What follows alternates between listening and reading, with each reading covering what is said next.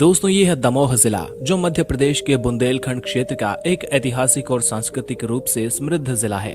ये जिला अपनी प्राकृतिक सुंदरता, सांस्कृतिक धरोहर और धार्मिक महत्व के लिए जाना जाता है। दमोह का मुख्यालय दमोह शहर में मौजूद है, जो व्यापार और प्रशासनिक केंद्र के रूप में जाना जाता है। दमोह का नाम ऐतिहासिक रूप से दमयंती के नाम पर रखा गया, जो महाकाव्य नल दमयंती की कहानी से जुड़ा है। ये क्षेत्र लंबे समय तक विभिन्न राजवंशों के शासन में रहा, जिसमें चंदेल राजाओं का विशेष योगदान रहा। दमोह का इतिहास प्राचीन काल से गौरवशाली और समृद्ध रहा। ये क्षेत्र बुंदेलखंड का हिस्सा है। लोगों द्वारा कहा जाता है कि राजा नल और रानी दमयंती का एक क्षेत्र उनके प्रेम संघर्षों की कहानियों का साक्षी रहा है। प्राचीन काल में दमोह पर चंदेल राजाओं का प्रभाव रहा। चंदेल वंश ने यहाँ भव्य मंदिरों और स्थापत्य धरोहरों का निर्माण कराया, जो आज भी उनकी कला और संस्कृति की गवाही देते हैं। मध्यकाल में एक क्षेत्र मुस्लिम शासकों के अधीन आ गया। यहाँ की समृद्ध और राजनीतिक स्थिति के कारण दमोह कई बार आक्रमणकारियों का लक्ष्य बना। मुगल काल में दमोह एक महत्वपूर्ण प्रशासनिक केंद्र था। 1857 के स्वतंत्रता संग्राम के दौरान दमोह ने भी वीरता और बलिदान की गाथाएं लिखी। यहाँ के लोग ब्रिटिश शासन के खिलाफ लड़ाई में शामिल हुए और उनका संघर्ष आज भी कहानियों में सुनने को मिलता है।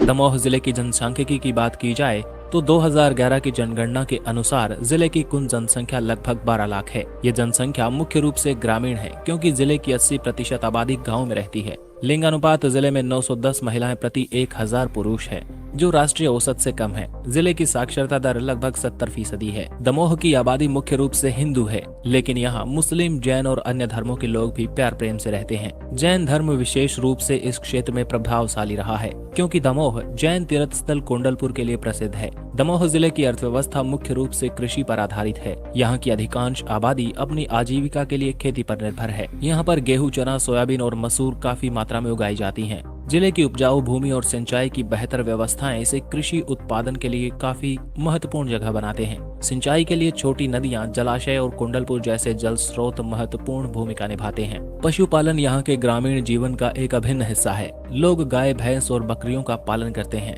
जो दूध उत्पादन और घरेलू आय का प्रमुख स्रोत माने जाते हैं। यहाँ हाथों से बनी चीजें, लकड़ी के सामान और स्थानीय कारीगरी के छोटे उद्योग हैं, जो न केवल ग्रामीणों को रोजगार प्रदान करते हैं, बल्कि जिले की सांस्कृतिक पहचान को भी सहेजते हैं। खनिज संपदा भी दमोह की अर्थव्यवस्था में योगदान देती है। जिले में चूना पत्थर और डोलोमाइट का खनन किया जाता है, जिसका उपयोग सीमेंट और अन्य निर्माण सामग्रियों में होता है। ये क्षेत्र छोटे और मध्यम स्तर के उद्योगों के लिए एक आधार प्रदान करता है। व्यापार और सेवाएं भी जिले की अर्थव्यवस्था का महत्वपूर्ण हिस्सा हैं, खासकर शहरी क्षेत्रों में। दमोह शहर में व्यापारिक गतिविधियां, बैंकिंग और सरकारी सेवाएं रोजगार के मुख्य स्रोत हैं। इसके अलावा पर्यटन भी जिले की अर्थव्यवस्था को बढ़ावा देता है। कुंडलपुर जैसे धार्मिक स्थलों और ऐतिहासिक धरोहरों की वजह से यहाँ काफी मात्रा में पर्यटक आते हैं, जिससे स्थानीय व्यापार को बढ़ावा मिलता है। दमोह जिले के परिवहन ढांचे की बात की जाए तो ये धीरे धीरे काफी विकसित हो रहा है। दमोह जिले में सड़क नेटवर्क काफी विस्तृत है। ये नेशनल हाईवे और स्टेट हाईवे से जुड़ा हुआ है। नेशनल हाईवे 34 जिले के प्रमुख मार्गों में से एक है,